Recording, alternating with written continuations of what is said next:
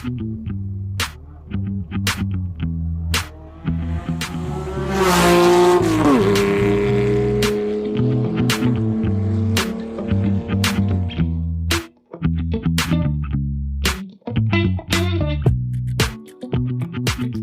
to Road to Redline, the #1 Porsche and car podcast celebrating the people and the stories behind the world's finest sports cars. Road to Redline is presented by YouTuber and magazine editor Lee Sibley, serial owner and columnist Joe Williams, and 993 owner Andy Brooks. Three enthusiasts on a mission to open doors and bring you the best stories, secrets, and exclusives from the world of Porsche. So, morning, guys. We're somewhere different today, aren't we? Yeah, it's nice to do an away leg, isn't it, really, rather than just staying around someone's house and eating all Joe's biscuits on a Tuesday evening or whatever. So, yeah, it's quite nice. Nice to be able to do it. Yeah, exactly. Oh, there's a new voice. Yeah. Who's that? Or not so new. He's semi-regular now. You're going to demand an appearance fee before long. It's only because there's breakfast. He turned up. It's Phil Farrell. Hello. Morning, Phil. The local Porsche Bournemouth centre basher is his new name. Oh God! I was just thinking about it. Should have mentioned that, and I thought, well, best one. I'll get banned on social media otherwise. the knives are out. I think it's fair to say Phil in a spare time is a fairly decent quality or barometer of quality when it comes to customer service at Porsche dealerships up and down the land, not just locally. Indeed. It's definitely a passion project. But as a reminder, you were on in series 2 and 3, I think. Yeah, a couple of times. I think I missed out on the Thai meal, didn't I? That evening, came up too late. Yeah, that's it. We were talking about the 992 Carrera that day. Yeah. So, potentially timely appearance again on Road to Redline, because what we want to talk about today is DIY blunders. Have you got any, Phil? Are we talking domestic house building? We haven't got that long. Let's stick to the car ones. I think Just the car car building side, I think we'd need a whole series in its own right, and I could just talk for 6 hours. I think car DIY is something that always scares me a little bit, to be honest.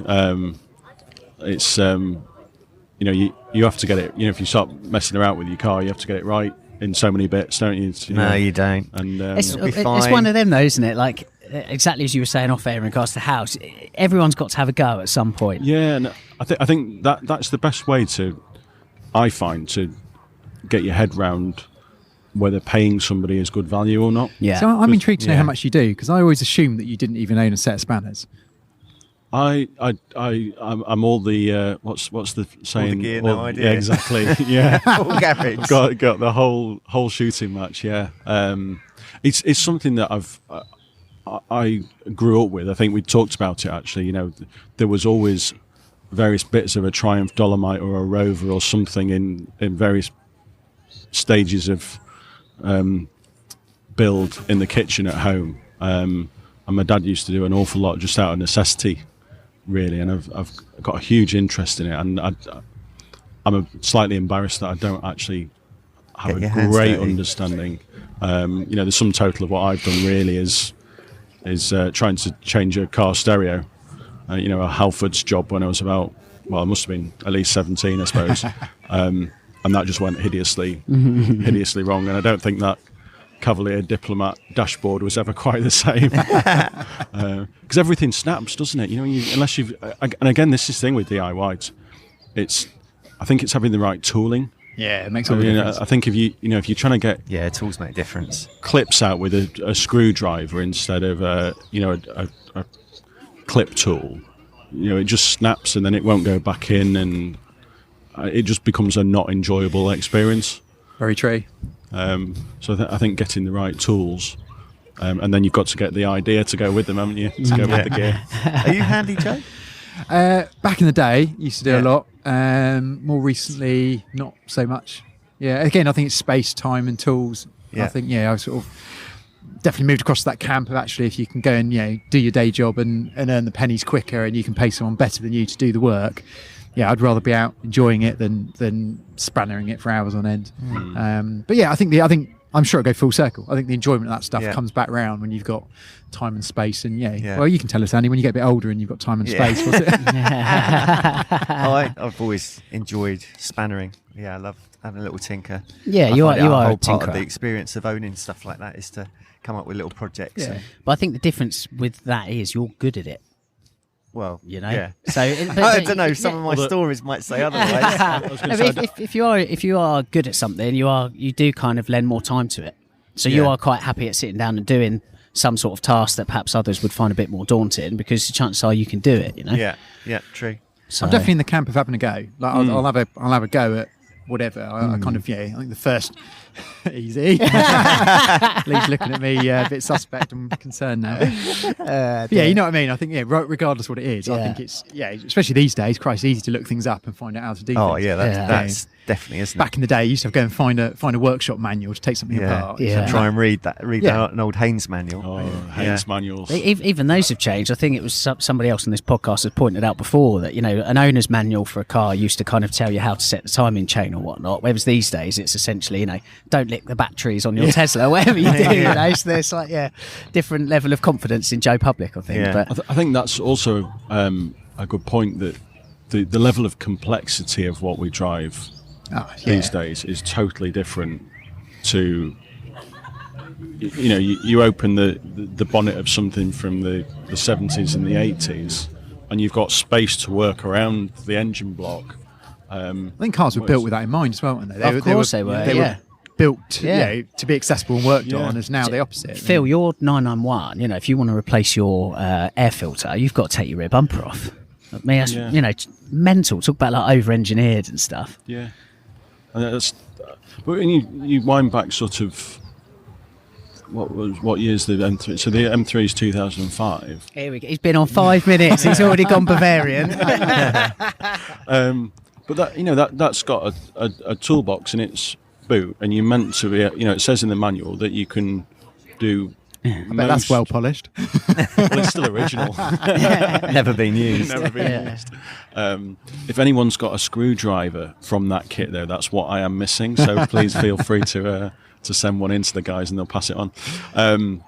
But you're meant to be able to do most service yourself. You know, and that's a BMW M car. Whereas I don't think you can do that with a Porsche GT car these days. Yeah. No.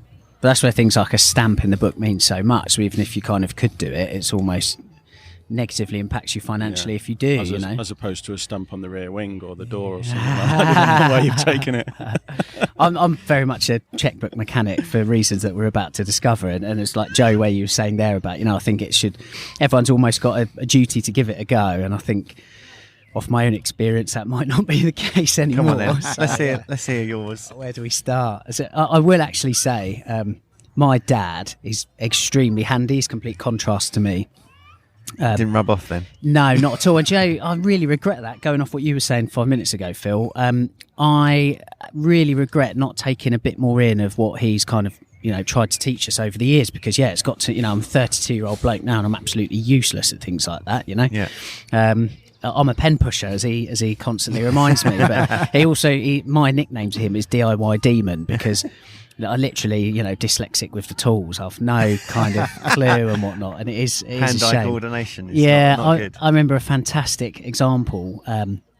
My first car, as I mentioned before, was a Mark IV Polo, and I wanted to smooth off the tailgate completely. That was like the thing to do in the dub scene back in the day and whatnot. So took the Volkswagen badge used to have sit in a recess, so you kind of scooped out the badge and the rubber behind it, and it left this recess. So I've got the filler out and obviously started pasting it in, you know, sanding it down and whatever. Yeah, and that's it. Like, I've gone to town on this thing. So I've not primered or painted at this point, but there is just like this whacking great lump of filler sitting in the boot, and you know, prattling around and whatnot with a couple of mates. I had a whacking great sub in the back at the time as well. Any case, after doing it, went out the next day, was before I started painting. I can't remember why, but any case, I turned the car on and was playing a bit of tunes, and then literally I've gone to the back of the car, and lying on the floor is this immaculate little like disc of filler, basically. Yeah, and basically the sub had just shook this filler disc off and flopped back on the floor, and I realised kind of then, bodywork's not for me. So in the end, my dad, this is where he kind of rescues it, welded up like a metal blanking plate, and then goes over the top of that and whatnot, and it was much better. But yeah, I've got all sorts like that. Brilliant. I found out about jacking points the hard way as well. Again, Mark IV Polo, prattling around second year of uni, so we had a house, And I'd commandeered the driveway and I just got out like the roadside jack that comes with the car. Started jacking the rear up because I wanted to take a wheel off. I can't remember what I was going to do. Some sort of silly design with a wheel. Any case, the sill just folded, and it looked not too dissimilar to on 996's the aero kit, and they've got that kind of twisted side sill. It kind of looked like that. Did you do it around the other side? Well, this is it. Yeah, I was half thinking I need to kind of do it around the other side, so it's symmetrical now. But yeah, so I had. It's probably worth more money then, actually. So I'd say I had a GT3 side sill on the driver's side. So, but did you live with that, or did you manage to fix it? No, yeah, completely left it for ages, and then I said to my dad, I'd quite like to paint the car.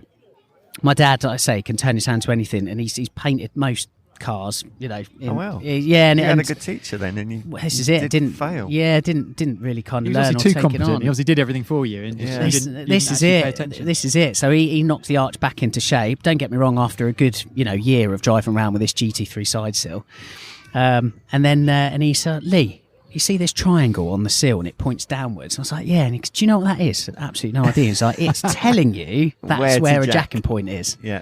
Oh, right. Oh, didn't know. So, yeah, and this is what I mean. I've got loads, boys. I've got loads. But, yeah. Come on. Someone else joined me. I think on this. Paintwork is where I think, I say we, it's the royal we, where my dad drew the line. When we had I can't remember whether it was a Toledo or a Dolomite that had various different multicoloured wings on it at one point, where the undercoat had gone on and it never quite got the same, and I think we tried to paint it properly at one point, and it is much harder than it looks to get a good finish on it. Oh yeah, definitely. And you only have to look at some of the, what's that Simon, the chap's name locally that you use? Woolworths, yeah. I mean, some of the stuff, the finishes. I mean, it's a proper art form, isn't it? Rattle cans aren't great, are they? No. I remember I had a Fiat Strada. It was my first roadworthy car. And it was like a bronzy brown colour, which was the same colour as the rust that was underneath. I remember. It's ideal then. They blend into one. Yeah, it did.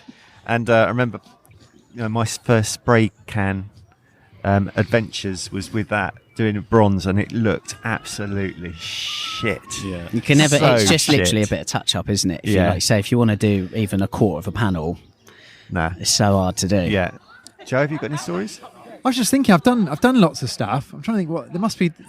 I've either blocked out all the stuff that's gone wrong out of my mind, or I was hoping you'd recalled quite a few. Yeah, I need to get my head around it. I'm sure there are, because I've got a good list. Have you? Shall I go? Go on, you have a jump little in think? while I'm having a think. I've got a brilliant one. Is my friend's girlfriend had a Fiat Uno. Remember those? Yeah. And we were doing a brake fluid change on it, or brake pads, and we decided to do a brake fluid change as well. So we had to bleed the brakes. So we had the spare wheel off to use that as the source for the bleeder. Yeah. So I had one of those little power bleeders. So we had this all set up. Lee looks lost already. Yeah. It's like, use the spare wheel to bleed the brakes. What are you talking So about? basically use the compressed air in the spare tyre to bleed the brakes. So you're pushing the fluid through the system. So we had this all set up. And the house that we were living in, it was a rented house, and it had a driveway that had a 45-degree angle. It was just horrendous. So we were parked right up the top. Car was jacked up, doing the brakes, all a bit sketchy up the top there. Everything was going well. And then we heard this big noise, massive bang across the road. We're like, what the fuck was that? We looked over, and what had actually happened is this spare wheel that we were using to power our Easy Bleed system had rolled down the 45-degree hill of our driveway, went across the road, hit the curb. Oh, gone airborne. Bounced up, and straight opposite was the guy's gates for his the side of his house. The spare wheel had hit the gates and just made this huge bang. Like it sounded like a bomb had gone off. And we're like, oh fuck! Ran down, got the wheel, ran back up, and we're just pissing ourselves. So at the situation, and then the guy comes out and he's looking around, going, "Noise Never happened. Why the bits missing? The brick pillars, the top of my brick pillars missing off of his gates." No. So yeah, we'd launched this spare wheel down the driveway straight at his gates and destroyed them. What did you say? Yeah, there was a gang have just come by. There was about 12 of them. They've gone that way. We were just hiding behind the car up that driveway, Oh, just mate. pissing ourselves. Yeah. Yeah, you live and learn. Yeah. So yeah, never work on a steep driveway, I'd say. I do remember I had a little industrial unit, and we used to have some racking and storage. We had a little forklift, and it always looked a good idea. So I quite often would use the forklift to lift up cars to work on, because you think, well, that'd be quite handy. But they've got these sort of unique pivot points, and if you've got like a lot of it was like air-cooled Volkswagens, so all the weight's kind of over the back, so they don't actually sit very level. I remember a few times sort of tipping over the car and the forklift in sort of a pile, and then having to somehow work out. And there was a unit next door also had a forklift, so I had to go and get the guy next door to come around and lift the other side, so I could sort of get the forklift back out. So yeah, I probably should stick to jacks rather than forklifts. But, that always used to make a good picture when someone would come around. There'd be a car tipped over with a forklift hanging out the side of it. Lots of bent exhaust pipes. Yeah, exactly. Yeah. It's not a very good idea thinking back on it. I'm just looking through my little list here, and they all seem to be Fiats that I had an issue with. Fix it again tomorrow. Yeah. Hence. Yeah. Another one was my mate. It always seems to be working on mates' cars, actually, when disaster appears. He had a little Fiat 126 coupe. No, not 126, 127 coupe. So that front-wheel drive. They always came in that sort of light blue colour. And he used to fix rust on it by putting blue tack in the holes, because that's how he's Really? that's how he used to fix stuff on it. Yeah. It was a right little shit car, but we were doing an oil change on it in my mum and dad's driveway. We'd drained all the oil out, changing the filter, all good, putting some new oil in, me putting it in, him checking the dipstick, never appearing on the dipstick. It's like, where's all this oil going? Is this still a 45-degree angle? No, it's that driveway. This guy's now got a big oil pool in his driveway as well. Still putting the oil in. We get to, we finished the whole oil can. 5 litres of oil have gone in. We then look down at our feet. We're actually swimming in 5 litres of oil because we forgot to put the sump plug back in. Straight back out as quick as it's going in. Yeah. Absolutely excellent. Yeah, so my mum and dad were not pleased that they had 5 litres of oil all That was a over nice their drive. clean-up job. Yeah. Christ. What is it Goes with a you long way. leaving oil all over your garage? know, Because you said on I last know. week's episode about your lift. Well, that's and what whatnot. prompted this conversation, Oh, wasn't it? Yeah, dear, oh dear. yeah, not good. That's so good. To be fair, I mean, again, talking about the general idiocy, if you like, of Joe Public. There's 72 model year cars, the 911s, where they had the external oil flap or oil filler. Obviously, that only lasted a year because people, or petrol station attendants. It's funny, isn't it, how owners always blame petrol station attendants rather than just actually themselves. But yeah, they were putting fuel into that, so that's hence why it went back indoors afterwards. Yeah.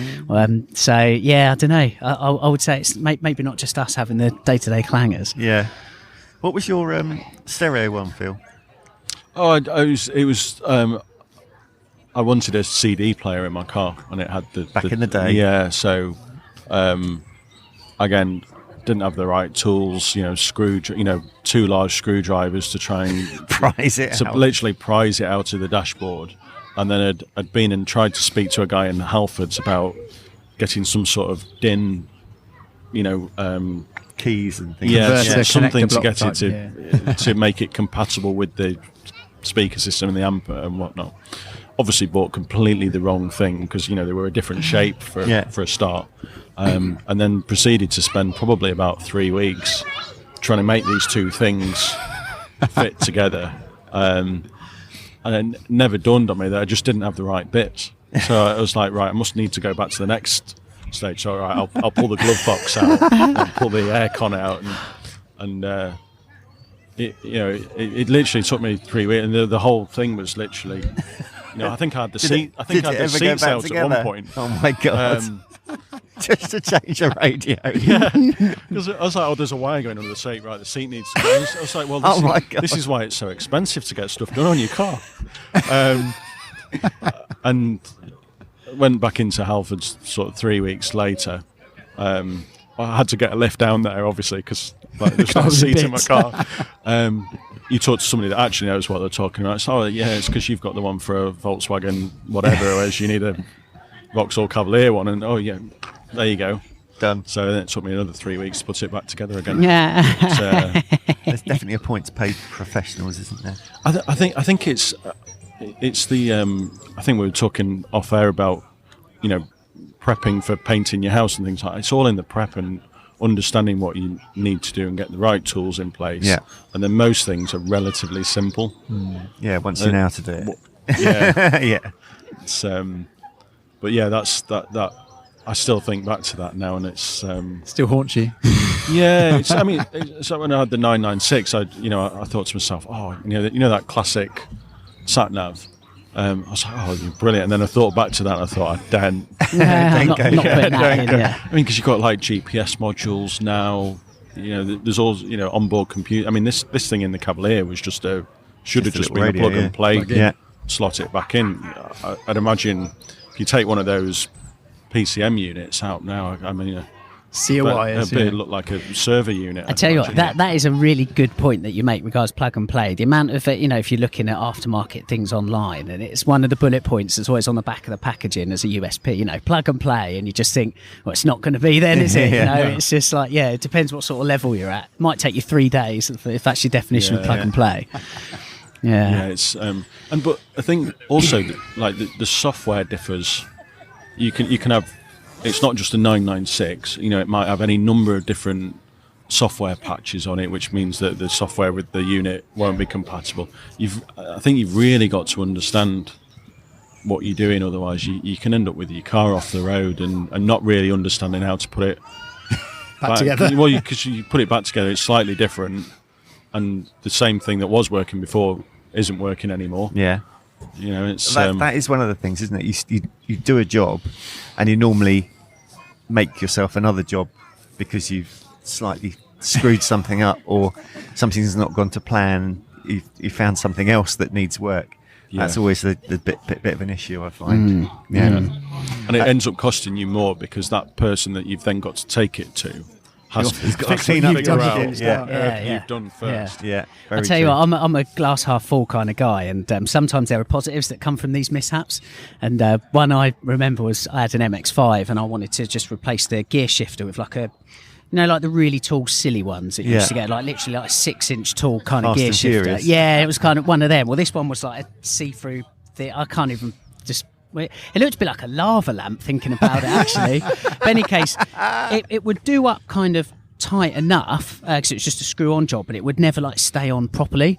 So it was kind of a bit of a loose shifter, and I think where it was so tall and obviously there was so much travel as a result, it just kind of exacerbated it a bit. But it used to be brilliant because I used to go and see a friend in Wales quite a lot when I lived in Bristol, so I used to go over the bridge quite a lot at the toll, and I'd never park close to the machine, so I used to just unscrew the shifter out the window and then use it to prod the button to get the ticket, and then the gate would go up and I'd be sitting there twizzling the gear shifter back on before I'd go again afterwards. So it had its it had its positive. Oh dear, but yeah. Dear every silver lining.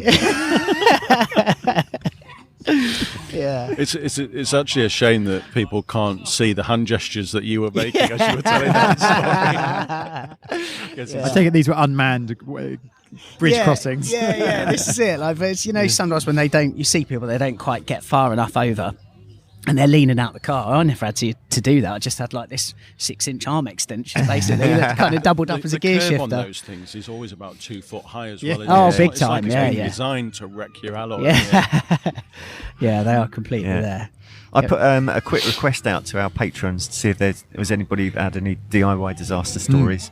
It was only last night, so I only got the one. But that was James from Auto Amateur. Oh, yeah. See, he's quite handy as well, to be fair. He is, yeah. I think this was one of his early foray, I can't say that word. Forays. Yeah, into car maintenance. It was all about his airbag. I think it's actually become quite infamous. I can't speak today. It's been quite well known, that story. Can I have a coffee, Fred? I'll play it so we can listen. Hello, chaps. Hope you're doing well. Hey, it's James at Auto Amateur. I've got a DIY disaster story. So I owned a 997 for a while. It had the triangular airbag and a steering wheel that a lot of the first generation 997s came with. Didn't like it. wanted to move to the newer GTS sports steering wheel with the round, newer looking airbag and, fancier steering wheel. So I managed to get the old airbag out. I got the steering wheel out. I got the new steering wheel on. And then I couldn't quite get the new airbag in properly. And when I turned the ignition on, the horn was just blowing the whole time. It would not stop. Obviously, something was wrong. Turns out I've managed to get the airbag trapped somehow in the drum with its wiring harness in between the airbag and the side of the wheel. Late at night, frustrated, hours into the job, I decided it was a choice between the airbag and the steering wheel. And so I decided the airbag was going to die. Took a knife to it, tried to cut it out, realized I couldn't go much further after the airbag because there was a metal plate and an explosive charge facing me. So at that point, just gave up, utterly frustrated. And then a friend came over the next day, took one look at it, popped something out, managed to get it out, and just looked at me like I was stupid. Yeah. Game over. I'm not doing an airbag job ever again. So I think we were just saying, weren't we, that James is a bit more than just a basic DIYer. So is it not the amateur as described? I think it's a bit grey as to whether he's still amateur or not. Well, I think he's actually making some money out of that episode because I'm sure he's got he sells T-shirts with a stabbed airbag. Oh, really? Yeah. I think. Oh, cracking. Yeah. Absolutely awesome. I think it's his trademark now. Yeah. It's the airbag killer. Yeah. No, we're a big fan of James on this podcast anyway, and I think things like that only endear him into our favourability even more. So, like it. Brilliant. I think it does raise a good point that like on a lot of the forums, people have a go at DIY stuff and then they write up how they've done stuff, and then people follow those through. And it's I've seen on like the Porsche Club GB forums, for example, people have taken roof linings off.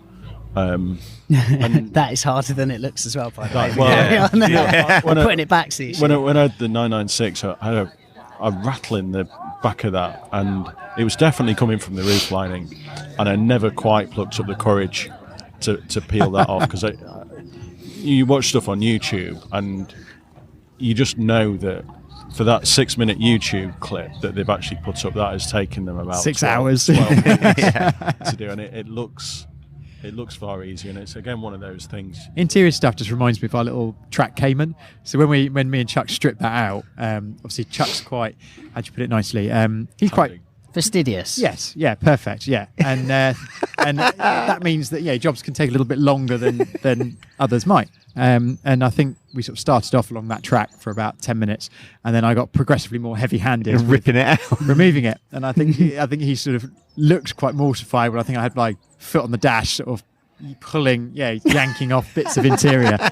There's clips flying everywhere and plastic bits breaking and snapping and whatever. And I'm looking at it going, well, that's never going back in the car. It's basically going in the skip. And Chuck's still saying, yes, but we might want to put this car back to standard one day. No, Chuck. It's never happened. It's too far gone. But the look on his face when I was, sort of elbowing stuff out the car. And I think you've spent too much time around builders, haven't you, Joe? Yeah, probably was. Getting the hammers out and... there was no finesse to stripping our car. We did weigh it all though. I was quite impressed. We weighed everything we took out. So not including seats, we're just talking plastic trims, carpets, and the foam stuff they spray in all the holes. 82 kilos. Wow, yeah. It's amazing how much stuff there is. Car seats. Oh, I'm sure the car seat that came out of my Cavalier that day weighed more than my mum and dad's sofa. Yeah. Well, do you think what the car seat's got to do? It's got, in a crash, it's got to stay pretty much as it is, isn't it? I think a 997 Cayman it's got to seat, be strong. I think it's 28 kilos. Yeah. Because we weighed those, and the ones we put in were 6 kilos. Yeah. So we were like, there's some serious weight. Yeah, we saved well over 100 kilos just So by they're changing the buckets seats. you put in, aren't they? Yeah, they're just those sort of... so you got no adjustment or carbon anything fibre on? buckets. We've got runners on the driver's side. Which Yeah. put a bit, probably put 5 kilos back in. But, Yeah. But it was, overall. But the biggest weight saving was all the foam stuff. The lumps of foam weigh kilos and kilos. Oh, so the carpets are sound so deadening, heavy. yeah. They're so thick, aren't they? Yeah. So. Especially when they get wet. Oh, yeah, that's just it. Yeah, 100%. Yeah. That's the oldest trick in the book, wasn't it? I think I mentioned on this before, when you go and scrap a car in and that, and you just open the door, and just give it a good old soak in when everything was done on weight, wasn't it? Yeah, that's the oldest trick in the book, isn't it? I've never heard of that. It's Brilliant. yeah, just saturate that interior, 100%. Yeah. This is obviously a top secret Essex trait that we didn't know. Never about. heard that. So you go in and it's like a lowered car. Yeah, the Nobody springs asks actually why this quaking. Fiesta weighs 3,000 kilos. That would get the bomb squad out normally. My wife's got an XC40, and talking of water in the car, and we were driving along, we were going around these corners, and we could hear this sloshing noise. We were like, what the you could actually hear water moving around like underneath the floor. And apparently on the very early XC40s, they'd put the sunroof drain in the wrong place. So basically everything that went in the sunroof went into the floor. Whoa. And the carpets on that are like really thick, in that they've got all the foam stuff in them. And I pulled it up, and there must have been like gallons of water underneath the floor. Unbelievable.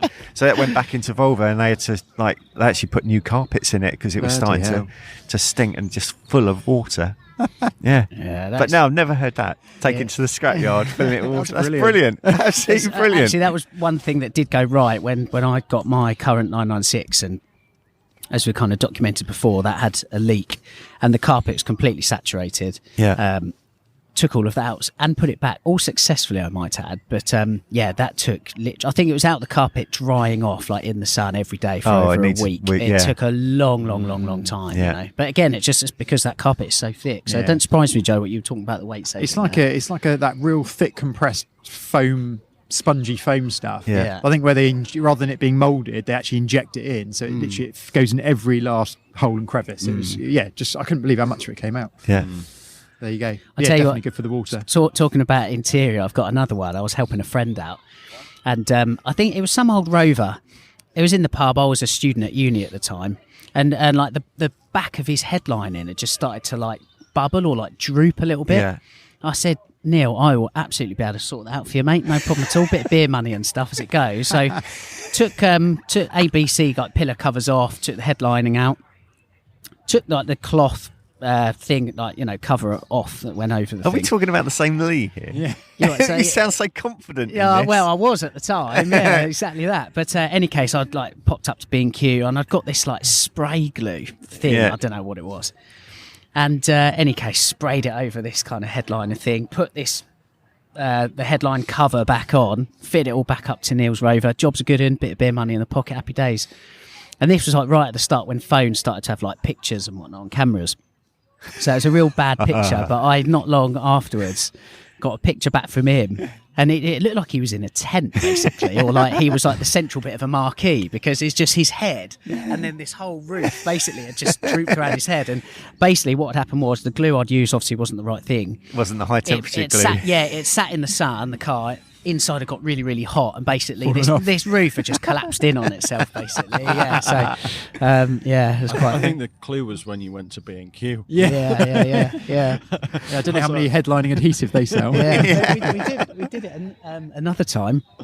This is like Mark IV Polo Day. Again, reading PVW Performance Volkswagen back in the day, like vinyl roofs had started to kind of come back in vogue as like a VW scene thing, and I thought, I'd love to do that. Again, have a go, You're a hero. real scene monster, weren't you? Oh, I used to love it, mate. Yeah, but I thought, have a go, hero. Went down to B&Q with my friends. Again, this was last year uni, so we were in another house. B&Q again. Yeah, B&Q. Went in there, bought some, vinyl kitchen flooring. Bought some. Yeah. What pattern? Like tile pattern? You like terracotta? It was a moody old pattern. Thinking about it, proper pony. Any case, didn't make the same mistake twice with the old the glue that didn't work. Got the right stuff this time. I got props. I got contact glue. So this was. I got ID to buy it. This was like the first warning thing that I should have got. Any case, there was three of us on our journalism course. The three amigos, myself, Guy, and Jack. Is this documented? Can we see it in a? I might have some pictures somewhere. To be fair, Oh, I might have. wow. There'll certainly be a thread on the old Tiny Vag forum if that's still going. I don't know, but wow. Any case, we've got a couple of crates in. We're sitting out the front of our uni house, and Oh, we had a good afternoon in the sun, and putting this kind of roof on just kind of came secondary to just drinking loads and loads. Is this of beer. replacing the headliner or putting it on the roof of the car? This is putting it on the roof of the car, yeah. So externally. So you're putting B&Q contact floor glue, vinyl, yeah, on and a you're roof gluing of the car. it onto the roof Yeah. of your car. What So car? Mark IV Polo. It's my first car. It's the Polo So again. we've got any case, and you know, bit of context here. 12 years ago, so Yeah. I'd probably still do the same now. But in any case, Not that long so ago, yeah, really. we've got three kitchen knives, butter knives, Yeah. dipping into this contact glue, smearing it over the roof of this car. I shit you not. This is what I was saying see about you having now. the right tools. Yeah. Honestly, it was fantastic. It was absolutely fantastic. And so any case, the glue's gone on.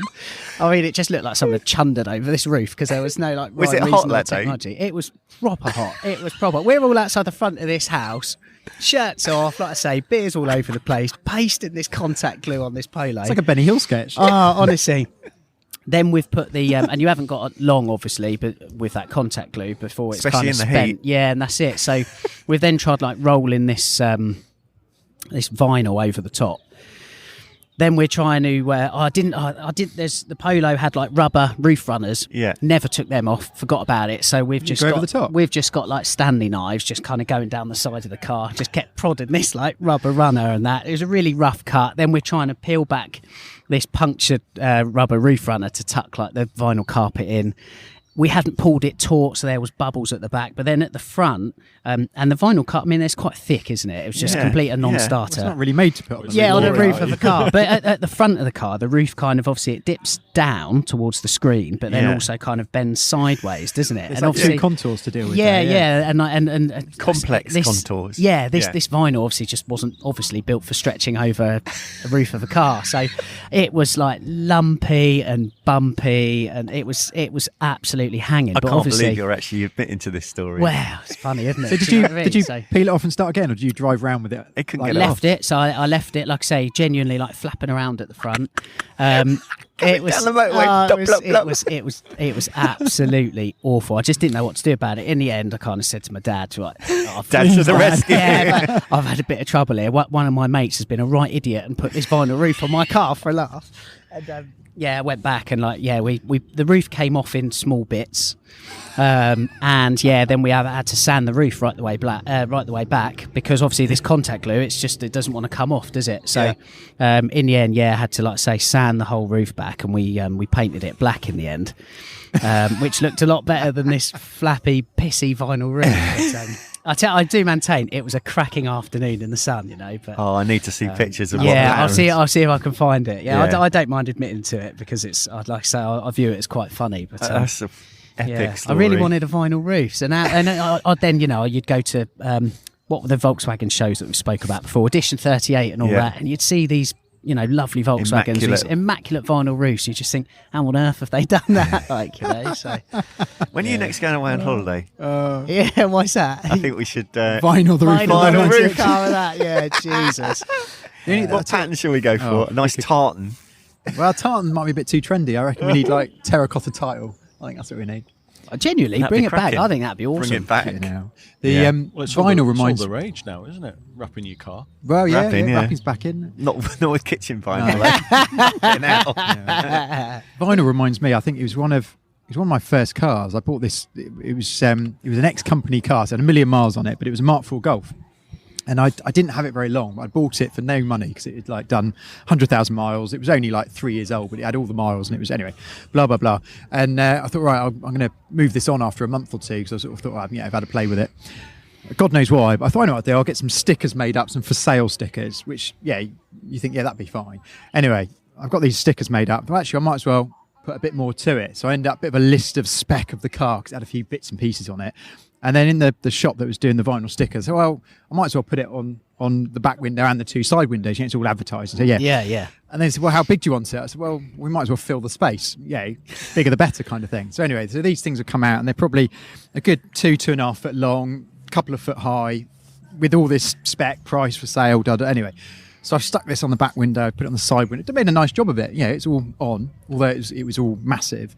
And I sold the car within about 5 minutes. It worked then? Yeah, so worked really well. I thought, great, that's brilliant. Obviously sold it too cheap because it went too quick. The problem was the guy said, yeah, that's great, but I definitely want all the stickers taking off, all the for sale stickers. Didn't really think too much of it.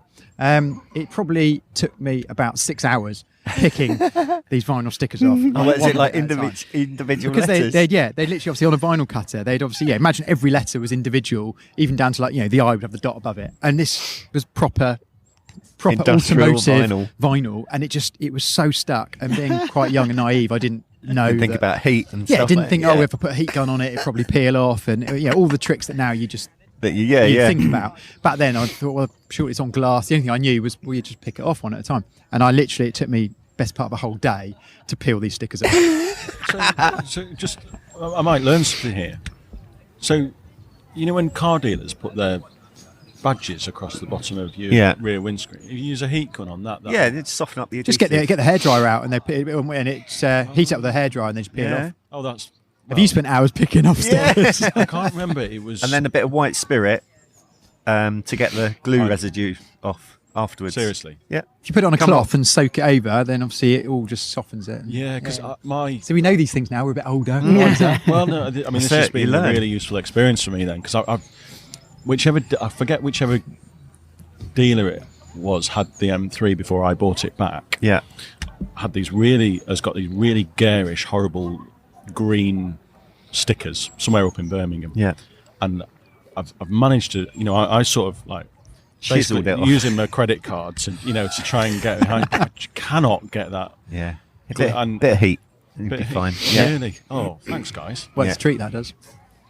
But I didn't know that when I was about 18. So, no, you don't, do you? I literally had no fingernails left, and my fingers were like red raw. I've been using the my thumbnail to try and get this stuff off, and you end it up with it underneath your nail, and it's there for about 6 weeks. And, there's so many tips and tricks like that for doing stuff, isn't there? That's what you pay the professional for, is their knowledge. Yeah. And that's what you learn over the years, is you start to learn that knowledge. It makes jobs easy. Or not in Lee's case. Yeah, I was going to say, Yeah. do you? Saw that. Yeah, but it's, again, like we were talking off air about houses and stuff, and it is important to have a go and just kind of understand that things might go wrong. But again, it means that when you give it to a professional, you're not having your pants pulled down or the wool pulled over your eyes in terms of what's required. You might understand, like myself, you might understand what goes into doing a job. You just, like I say, might not be able to do it. It doesn't kind of extend to your... Yeah. So it's important to kind of at least get a grasp of what's required. I think we're saying on the way over here, I think car cleaning kind of fits in that category for me at the moment, because I'm sort of my car needs sort of a bit of a machine polish type thing, and years ago I used to have a bit of a paint shop type thing, and I'd been involved with that stuff and used to do some machine polishing. Used to do amazing stuff, but like now the thought of picking up one of the proper sort of DA orbital sander jobbies and burning through some paint is like gives me hot. Sort of, a bit of a nervous sweat on. So I think it's a professional job. I feel that's definitely a professional job, because you once you've paid for the equipment and then you have a go, and you're committed for a good day. And it's a case that it's not just a day. A professional will do it in a day. You'll take 2 or 3 days because you've got to learn how to do it on the way. My earliest disaster of car cleaning, I would have been probably teenager, maybe to 12 or something, and at the time it was a lot of money. I remember being offered a £5 to paint, to clean the family car. Knowing nothing until went found a bucket and a sponge out the shed, and knowing you'd have haggled for a tenner from the start anyway. So. It was a quid. I got it at 5. But I remember it was like hot sunny day. Didn't have a clue what I was doing, and basically used washing up liquid. Because that seemed a great idea. But say loads of washing up liquid, loads of suds, imagine like lots of foam.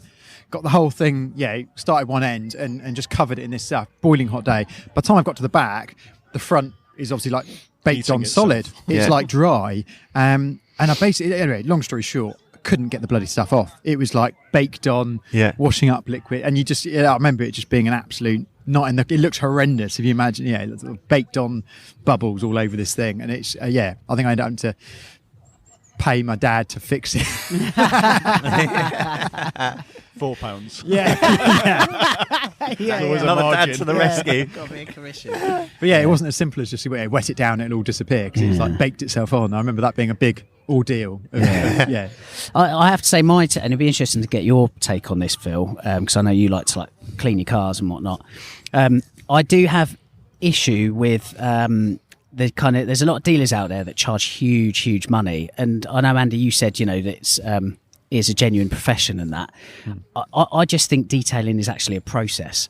When it's not like they're sprinkling like magic dust on the car. It's just they need just the time. That's to what they do lead it you to properly. believe, Lee. Yeah, that's what I mean. But there are people out there that charge huge money for detailing, and I think it's borderline scandalous actually, because it's something anyone can do. It's just you're paying for somebody's time there, in my opinion. Not if you're going down the machine polishing side of things. Well, do you think? I think it's something. It's the amount of hours that need to be done. I think it's more. There is a skill to it, but it's a skill you can learn. I agree.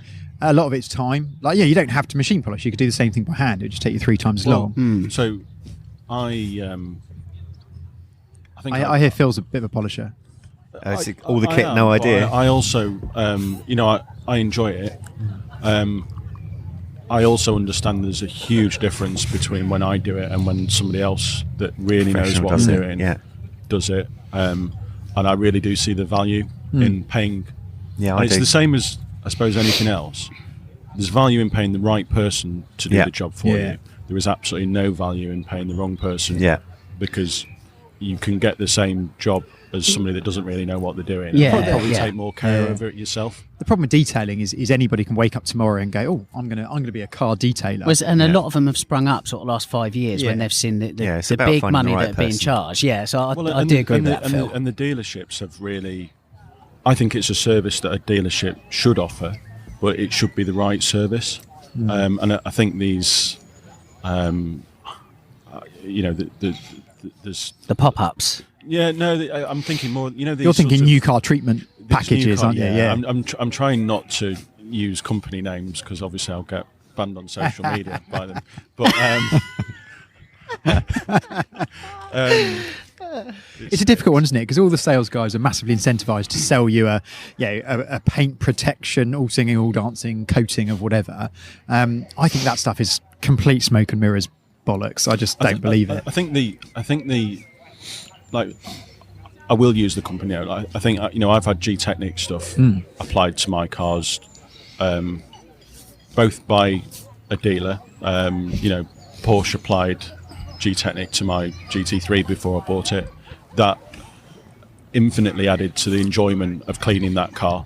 To be honest, because you can go from having it pretty dirty to just literally jet washing it down with a ceramic coat on and PPF. And when that's been applied by somebody that knows what they're doing, that really works. Whereas the Cayman I had PPF on the front of it, and it was really badly done.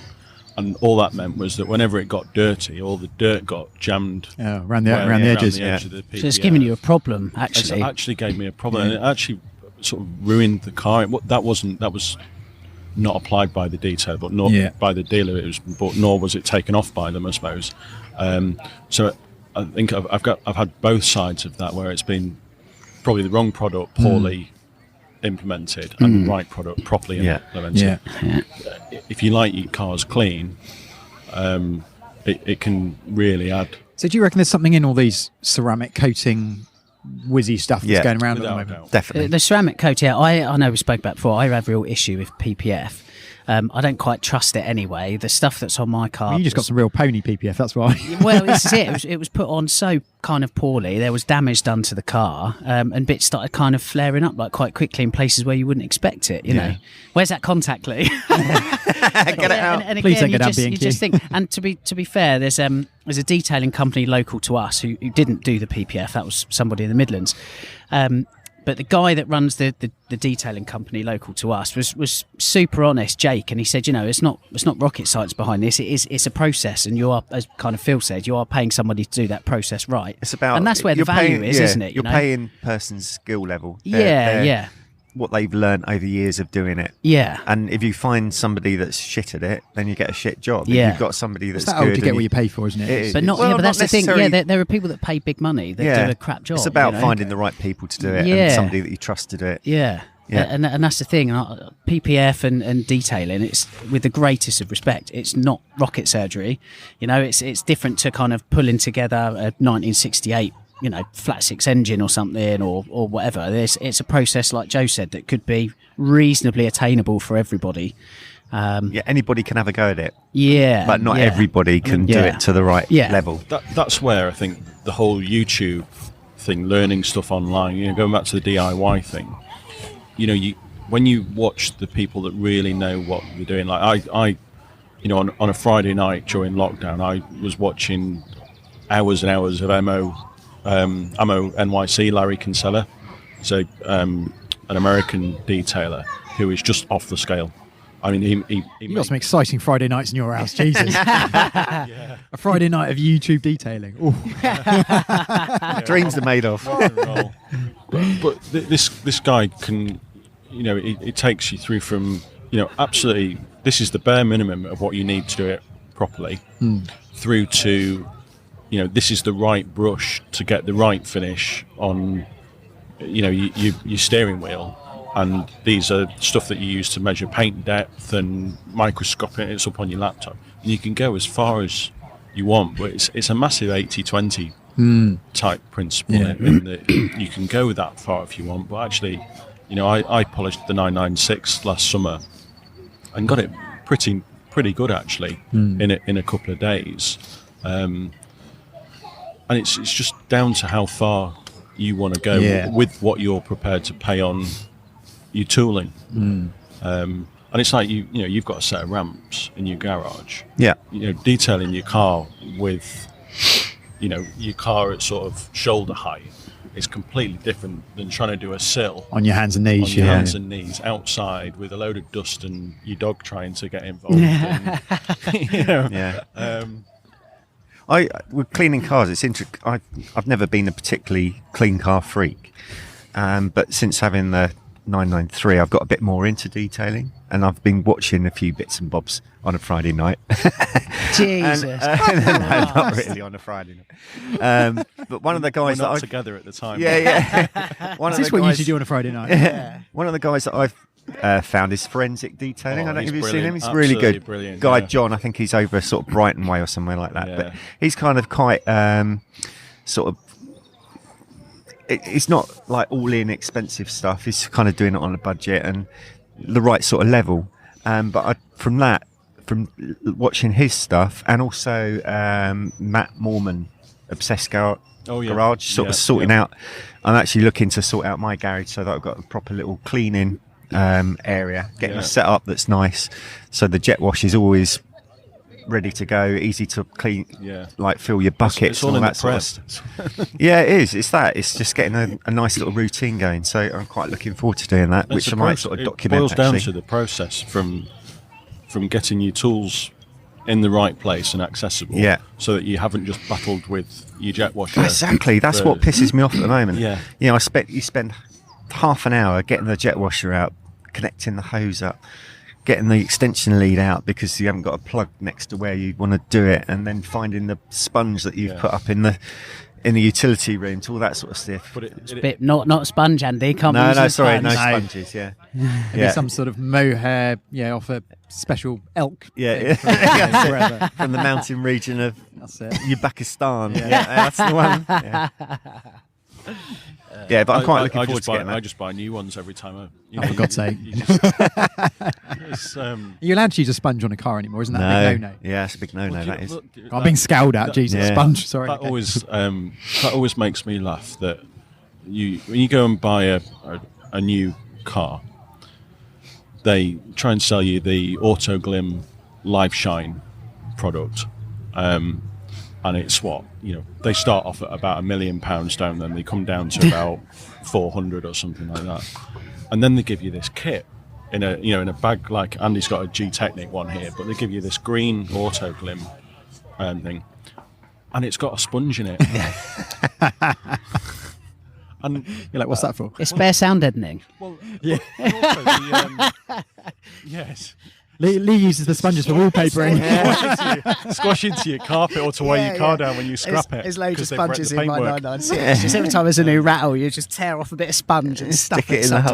somewhere. Yeah. I was looking the other day, on the Porsche equipment thing, you can buy this suitcase full of premium car cleaning products, And I swear, there's a grey sponge in there. This thing's about 600 quid or something. Crazy, isn't it? And I see Phil starting an anti-sponge campaign. Here we go. So you can put the patina back in your paintwork. Yeah, when you've got it all polished, you've got to make it look normal again. Yeah. it just bemuses me. I mean, like, we're having some render done at home at the moment, and the renderer asked me for 5 car sponges, and I was like, I haven't got any. I literally had to go, and they're £2 each. I can get a microfiber for that. Why would you do that? But again, there's you can buy rubbish ones that, as you put them in the bucket, you can see all the fibres coming out of them, and you buy a good one from a reputable manufacturer. And it, again, in terms of the enjoyment of it, it goes across the paintwork nicely. Love a nice sponge. No wonder you're... What's your favourite sponge? Victoria. I'm in your camp. I think, as you said, Andy, we only kind of put out on social media last night, wasn't it, to get people's DIY blunders. So shall we revisit this just at the start of next week's pod, just to get some other... See the follow-up. Stories from listeners. And what I would encourage, especially after the contact glue episode, is we really value vulnerability on this podcast. So, I think your vinyl story is it's a safe space to share. Extreme vulnerable. I can't remember if I told you about having mole grips before for the manual window winders when they came off, but that might be... Was this through choice or necessity? Well, a bit. Was this a scene thing? Was it cool to have mole grips on you? The manual window winders on my Polo broke, and it took me about 3 months to go down a scrapyard and buy some, so I just attached some mole grips to them and do the job. just wind them that way. Yeah. Talking about window winding down, actually, and DIY.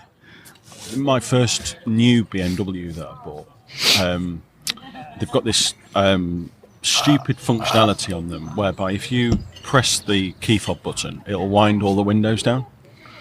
And I'd obviously, it was the first car I had with that sort of tech on it, I'd obviously caught it in my pocket or something. And as I'd walked away from the car, all the windows had wound down. And what happened that evening was possibly one of the worst storms. And I got a phone, a knock on the door about 11:30 at night, pitch black. You do realise all your windows are down on you, and the whole of the interior of the car. Nice. Oh my God. Absolutely drenched. Now, just going back to B&Q, I went to B&Q, and you know those, I think you use them in caravans, really. You know, you can get these little trays of, like, it looks like cat litter. Desiccant. Yeah. Like the silica pack type stuff, isn't it? Yeah. That Yeah, gets it's the moisture out. like industrial strength. And I phoned up the BMW dealer. And he said, well, the first thing is we never had this conversation if you're ever going to bring this car back in. But what I would suggest is go and buy a shitload of that stuff. That stuff works. And literally put it behind the car seats and then just drive around for as long as you can with the temperature on high. And it probably took me about 6 weeks, and I went through industrial quantities of that stuff. It works, though. It's good. It really worked. And it's... We used to have a smart Brabus Roadster, and they're notorious for roof leaks. You spend like just hours trying to fix the leaks. So small, how did they get it got it so wrong, I tell you. But that always used to steam up because you could never fully seal it. So that, and we used to use that desiccant stuff in the back. Just put a few of those in the like behind the seats, and it just used to cure it. Yeah. And just swap them out every now and again and dry them out. So yeah, recommend that. Always got the answer, Andy. Yeah. Speaking of which, I think we're going to get wet, really, aren't we? There's just one more story before we go. It's one of the guys in your Fruit Stick group. Fruit Loop. We'd been out for a drive. I don't know. It's up to you if you want to name and shame the guy, but 981 Cayman, black car with bits of carbon wrap. Yeah. And we jumped out after this drive on a Sunday morning. He said, I've got this rattle. Mike, it's a lovely car. Yeah. You've named and shamed it for the benefit of the tape. Sorry, Mike. So I've got this rattle. That car's never been on a track, has it? I don't know. I said, he said, I've got this rattle. Driving me insane. Yeah, absolutely. Doing my nutting. This. So you said, Andy, didn't you? Well, let's have a look. You said, obviously, I'll fire it up and I'll let you know what you think. So he started up and he's sitting and goes, can you hear it? There it is. And it was this kind of low buzz, wasn't it? Yeah. Everyone starts looking around and that, and you just went up and held the key ring that was dangling On off the the key. key. Yeah. And then when Andy held the key ring, the rattle stopped, and Andy just went, there you go. And Mike was gutted. Had he actually taken bits of dashboard off He'd and take stuff? it, yeah, hadn't he? he'd taken bits It of was trim his off, bloody and it was his keyring. bloody key ring rattling away. Excellent. So, That story actually saved me the other day. really? Yeah, because I was having exactly the same issue. I was like, I'd pulled everything out of the car. I was just getting this little, and then I thought about that. And then it went like that on my kin. I was like, it's an odd one. Like, I can deal with rattles when I know where they're coming from. Yeah. It's like the one in the 996. I knew it was behind the headline, and it was just like a case of getting round to it. Yeah. This one, I can now deal with it. It's there. That's reminded me of one final story.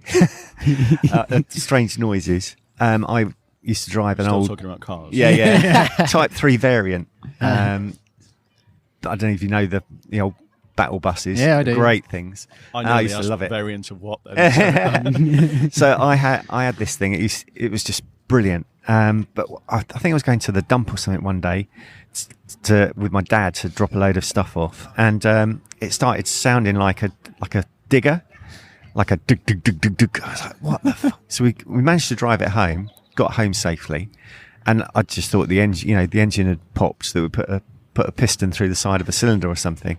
And on the old Volkswagens, they're pretty easy to get the engine out. So we myself and my dad undid the 4 bolts, undid all the bits and bobs that you need to do, got the engine out, went in for lunch, came back out, and I looked at the engine. I said, Dad, have you taken this spark plug out? And it was the spark plug had actually wound itself out of the cylinder, and that was the source of the noise. Put the spark plug back in, put the engine back in, away we went. Pull the engine. Yeah, pulled the whole engine out for that. There you go. Jeez. Would you have seen that, to be fair, like without taking the engine out? That's the thing. I don't know what that's yeah, like. you could. Yeah, I was just a bit, Bit quick. Could have pulled the Quick on the trigger. pull. Yeah. Excellent. Oh, I love it. Absolutely love it. Yeah. Well, look, that's been good fun. Yeah. It's been nice kind of learning the fact that we're all just human beings at the end of the day. absolutely. And sometimes it's worth paying the professionons. Yes. Yeah. It's just knowing when to do that, isn't it? Yeah. Have a go, but Stay don't. out of B&Q. Yeah, and who sponsored this pod? As we said, we'd like to hear from people listening at home. If you've got any DIY blunders, let us know. We'll read some of the best out next issue. And be vulnerable. Next episode. And be vulnerable. Yeah. Indeed. Cracking. Any other news? Yeah, so we've got a potential little Road to Redline / club type stand going on for Silverstone Classic. Yeah. Who's up for it? Yeah, we'd want to try and see if we can get a little crowd. So we've been given a booking code, and what that will give you is access and entry into the club's bit on the days. So it's a 3-day event. We think you just do 1 day. So I think we're going to do the Saturday, the 31st of July. Yeah. So yeah, Saturday. I think to be classic, I think you've got to be over. I'll double check. Is it over 20 years old? So I think 996s are okay. I don't know. I think more modern stuff might struggle, but yeah, there is some rules. But we'll double check the rules, get it out. But yeah, and what we'll do is we'll put out the code, and you can come and join us on the Road to Redline stand. That is the plan. Awesome. All right, sounds good. It'd be great to get a line-up of cars, I think. Yeah. So yeah, let us know if there's interest, because obviously if people aren't overly up for it, then that's fine too. Shout But us. I think if people are up for it, then it'd be great to get a good line-up of cars. Great idea. Good. Cool. Oh, we got our own event as well. Yeah. Yes. That's ideas are forming on that. I think we're going to have a meeting this week to. The to go date is, through it. Andy? 3rd of July. 3rd of July. Saturday morning. Amazing. Yeah, keep that free. Yeah. And we'll have Venue's more now details. booked, isn't it? Yeah, venue's all booked. We are sort of limited to about 80 cars at present, so it's going to have to be a ticketed event. So we ensure all the current guidelines on COVID and all that sort of stuff. We'll get tickets out soon with more details. Yes. Perfect. Yeah. Cool. Cracking. Nice one, gents. Good pod. Right. I'm going to get wet. See you later. See you next episode. Cheers. Bye. You've been listening to Road to Redline, the #1 Porsche and car podcast fueled by our generous Patreons. If you'd like to join in supporting the podcast, please see patreon.com/Road to Redline and find us on Instagram.